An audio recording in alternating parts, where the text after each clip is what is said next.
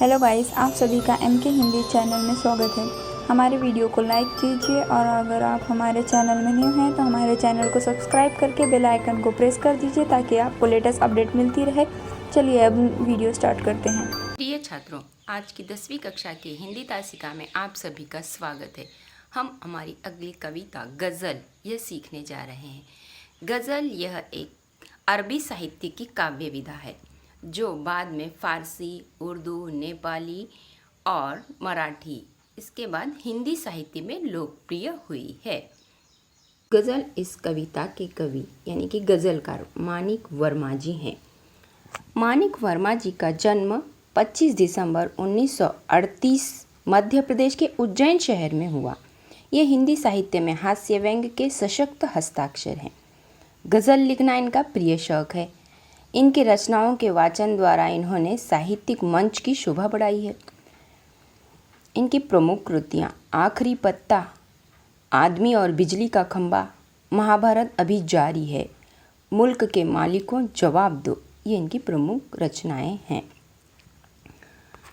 तो अब हम गज़ल पढ़ते हैं। आपसे किसने कहा स्वर्णिम शिखर बनकर दिखो, शौक दिखने का है तो फिर नींव के अंदर दिखो। चल पड़ी तो गर्द बनकर आसमानों पर लिखो, और अगर बैठो कहीं तो मील का पत्थर दिखो। सिर्फ देखने के लिए दिखना कोई दिखना नहीं, आदमी हो तुम अगर तो आदमी बनकर दिखो। जिंदगी की शक्ल जिसमें टूट कर बिखरे नहीं, पत्थरों के शहर में वो आईना बनकर दिखो। आपको महसूस होगी हर एक दिल की जलन, जब किसी धागे सा जलकर मोम के भीतर दिखो। एक जुगनू ने कहा मैं भी तुम्हारे साथ हूँ, वक्त की इस धुंध में तुम रोशनी बनकर दिखो। एक मर्यादा बनी है हम सभी के वास्ते, गर तुम्हें बनना है मोती सीप के अंदर दिखो। डर जाए फूल बनने से कोई नाजुक कली, तुम ना खिलते फूल पर तितली के टूटे पर दिखो। कोई ऐसी शक्ल तो मुझको दिखे इस भीड़ में, मैं जिसे देखूं उसी में तुम मुझे अक्सर दिखो। इस गज़ल में गज़लकार ने इस गज़ल के माध्यम से यह स्पष्ट किया है कि व्यक्ति को रंग रूप की अपेक्षा कर्म को अधिक महत्व देना है।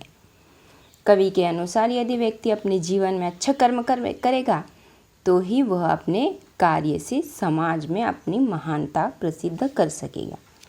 इस गज़ल के ये शब्दार्थ हैं। देखिए, अब हम एक एक करके पंक्तियाँ इसकी सीखेंगे। आपसे किसने कहा स्वर्णिम शिखर बनकर दिखो, शौक दिखने का है तो फिर नींव के अंदर दिखो। गज़लकार कहते हैं कि व्यक्ति को एक सुनहरे रंग का शिखर बनकर दिखने की कुछ भी ज़रूरत नहीं है। व्यक्ति को दिखावे की क्या ज़रूरत है, उसे तो अपने कर्म के द्वारा स्वयं अपनी पहचान बनानी चाहिए। यदि व्यक्ति को दिखावा करने का इतना ही शौक है तो उसे नींव के अंदर स्वयं को रख कर देखना चाहिए। यानी व्यक्ति को शिखर पर सुनहरी चमक की भांति दीप्तिमान होने की बजाय मजबूत नींव जो होती है, नींव को मजबूत करने का कार्य जो पत्थर बनता है, इस तरह का कार्य करना चाहिए। व्यक्ति कर्म से ही पहचाना जाता है, दिखावे से नहीं। अगली पंक्ति, चल पड़ी तो गर्द बनकर आसमानों पर लिखो, और अगर बैठो कहीं तो मील का पत्थर दिखो। गज़लकार कहते हैं कि गर्द अथवा धूल हवा के झोंकों के साथ आगे ही आगे चल पड़ती है, यहाँ तक कि वो ऊंचे आसमान में भी फैल जाती है। देखा जाए तो गर्द सामान्य होती है, फिर भी वो आसमान पर अपना अधिकार कर लेती है। इंसान तो उससे महान बनता है अगर वह चाहे तो मील का पत्थर बनकर सभी के लिए पथ प्रदर्शक का कार्य कर सकता है, या मार्ग दिखलाने वाला पत्थर का कार्य कर सकता है। वह अपने अच्छे कार्यों से समाज के सामने एक मिसाल प्रस्थापित कर सकता है। अगली पंक्ति, सिर्फ देखने के लिए दिखना कोई दिखना नहीं, आदमी हो तुम अगर तो आदमी बन कर दिखो। इन पंक्तियों में गज़लकार कहते हैं कि दूसरे हमारे रंग रूप को देखकर हमारी तारीफ करें, इसलिए अपने आप को दिखावे की वस्तु बनाकर समाज में सामने प्रस्तुत नहीं होना चाहिए। इसमें किसी भी प्रकार की भलाई नहीं है। आखिर हम आदमी हैं, तो हमें आदमी बनकर समाज के सामने प्रस्तुत होना चाहिए। हमारे हृदय में जो आदमियत सोई हुई है उसे जगाकर सभी के कल्याण के लिए हमें आगे आना चाहिए।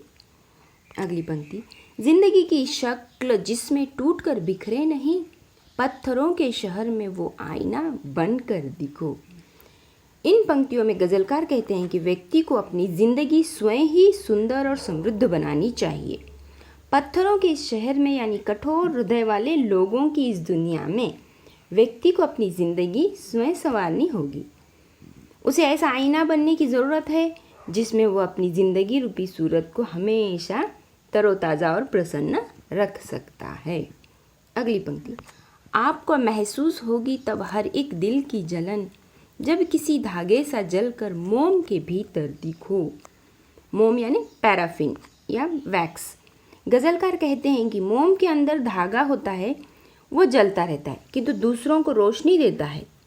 व्यक्ति को भी मोम के अंदर समाये हुए धागे की तरह दूसरे के लिए मर मिटने के लिए तैयार होना चाहिए।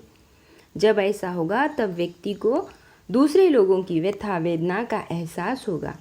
तब जाकर व्यक्ति दूसरों की पीड़ा को स्वयं के मन में महसूस करने लगेगा। व्यक्ति में संवेदनशीलता का होना बेहद ज़रूरी है। अगली पंक्ति, एक जुगनू ने कहा मैं भी तुम्हारे साथ हूँ, वक्त की इस धुंध में तुम रोशनी बनकर दिखो। जुगनू यह एक रात में उजाला देने वाला, रात में चमकने वाला एक कीड़ा है। अब इन पंक्तियों में गज़लकार कहते हैं जुगनू यानी रात में चमकने वाला एक ऐसा कीट जो स्वयं प्रकाशित होता है। अच्छे कार्य के लिए एक जुगनू भी व्यक्ति का साथ देना चाहता है। व्यक्ति को सिर्फ अच्छे कार्य के लिए आगे आना चाहिए। उसे विपरीत परिस्थितियों में यानी अंधकार रूपी में जीवन में रोशनी बनकर दूसरों का पथ प्रदर्शक बनना चाहिए। अगली पंक्तियाँ, एक मर्यादा बनी है हम सभी के वास्ते, गर तुम्हें बनना है मोती सीप के अंदर। यहाँ पर गज़लकार कहते हैं कि जीवन में सभी को मर्यादा का पालन करना पड़ता है। मर्यादा के बिना व्यक्ति विकास संभव नहीं है।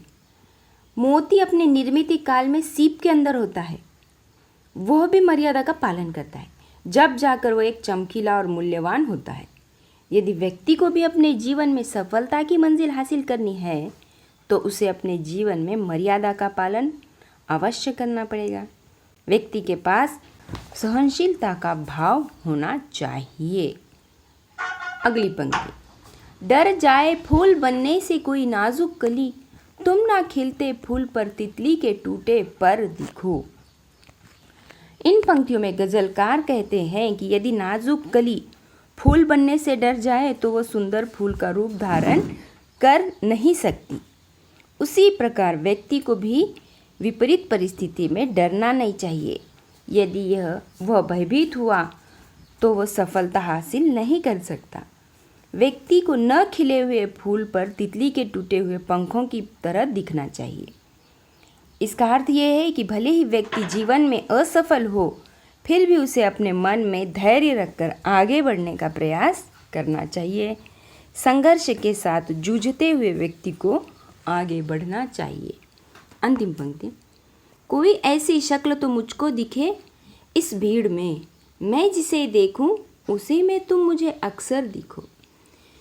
इन पंक्तियों में गज़लकार कहते हैं कि दुनिया की इस भीड़ में कोई ऐसी शक्ल दिखने के लिए मिल जाए जिसे वो देखता है, उसी में सभी लोग उसे अक्सर दिखाई देते हैं। अर्थात दुनिया की इस भीड़ में कोई ऐसा एक व्यक्ति अच्छे कर्म करने के लिए आ जाए और उसी से प्रेरणा पाकर सभी लोग अच्छा कर्म करने के लिए प्रेरित हो जाएं। इस तरह से इस गज़ल में गज़लकार ने हमें आगे बढ़ने को कहा है। व्यक्ति के रंग रूप की अपेक्षा कर्म को अधिक महत्व दिया है। गज़लकार ने व्यक्ति को समझाते हुए कहा है कि सुनहरा शिखर बनने की अपेक्षा मजबूत नींव बने, मजबूत कार्य करें। व्यक्ति को तन की सुंदरता से अधिक कर्म को महत्व देना चाहिए। मील का पत्थर बनकर दूसरों का पथ प्रदर्शक बनना चाहिए। इंसान को इंसान बनकर रहने में ही श्रेष्ठता और भलाई है। उसे इस कठोर हृदय वाली दुनिया में अपने आप को संभाल कर रखते हुए दूसरों के जीवन को प्रेरित करने का भी कार्य करना चाहिए। इंसान के पास पर दुख कारकता का भाव होना चाहिए ताकि वो दूसरों के दुख दर्द को समझ सके। उसे अपने जीवन में मर्यादा का पालन करना चाहिए। जीवन में उत्पन्न होने वाली प्रतिकूल परिस्थितियों के साथ जूझना चाहिए। असफलता पर्याप्त होने के बावजूद भी संघर्ष करना चाहिए। जीवन में अच्छा कर्म करने के लिए प्रत्येक व्यक्ति को आगे चलना चाहिए। इसमें सभी की भलाई निश्चित है। इस तरह से यह गज़ल समाप्त हुई।